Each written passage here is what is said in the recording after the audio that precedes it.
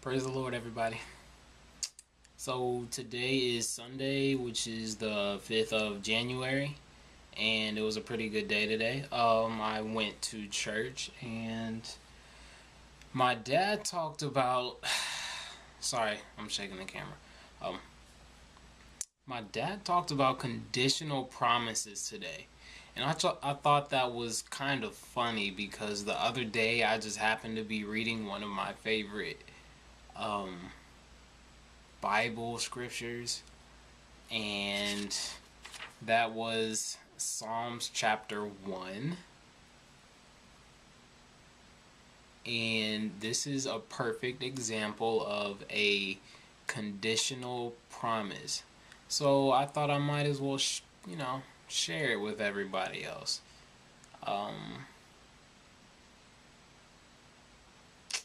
I should probably read it, as a matter of fact. It goes, "Blessed is the man that walks not in the counsel of the ungodly, nor stands in the way of sinners, nor sits in the seat of the scornful. But his delight is in the law of the Lord, and in his law does he meditate day and night. And he shall be like a tree planted by the rivers of water, that brings forth his fruit in his season. His leaf also shall not wither, and whatsoever he does shall prosper."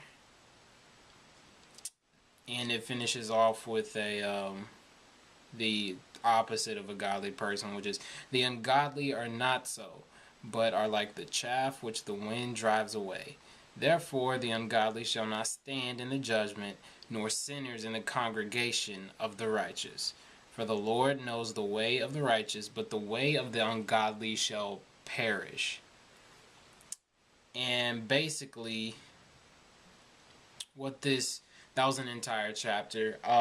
What that chapter was saying was a conditional promise. Just so we're on the same page, I'm going to define what a conditional promise is.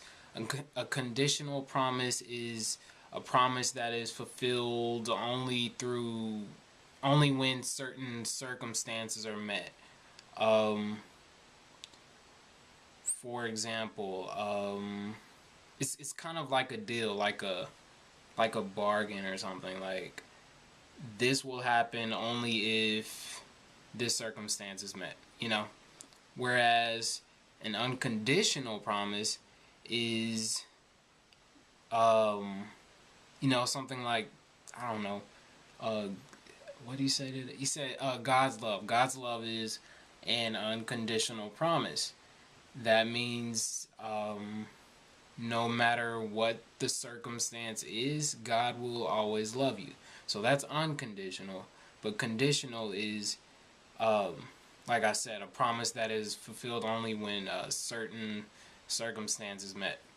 So, with that being said, if you were listening to the chapter I just read, basically the promise is that whatever you choose to do, God will allow it to grow. He'll water it, and like a plant, it'll grow up, or what I'm trying to say. But that's only if you don't hang around the wrong people. For example, people who can keep you down. I've personally experienced that, and it wasn't until after high school that I realized the people I hung around were really negative. But anyways, you can't expect to do something and then succeed in it if you're in a negative environment, or the ungodly, or the seat of the scornful, or whatever. So that is a conditional promise. God says, "Hey, all whatever it is you choose to do, I will allow it to grow.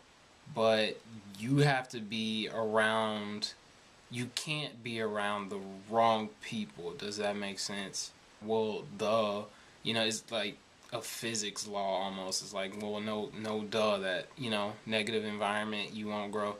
Yeah, it's kind of obvious. But that was just a an example I wanted to point out, and uh, that's one of my favorite verses. I can honestly say that. Favorite chapters within the whole Bible, and I really like it. So it's no wonder I used it. And that was just a little short thought I had wanted to share tonight. My brother's about to be home. He works evening shifts, and I should probably get all this stuff out of his way. I have like a bunch of lights and stuff set up, and everything is just everywhere right now. So, with that being said, stay blessed and stay good. Bye.